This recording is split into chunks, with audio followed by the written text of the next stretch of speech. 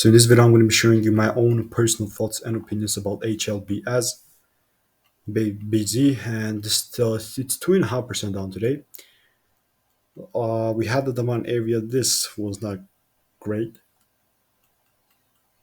Like we came from this demand area, but this like kind of had a little push to the upside, but never held. So I'm going to start from a 6 month chart. Oh damn, this looks not so good and not so great. So weekly chart, we got the breakdown here. Now, basically, my thoughts are that we're going to continue to break these lows. So this is just my fine opinion, obviously not financial advice.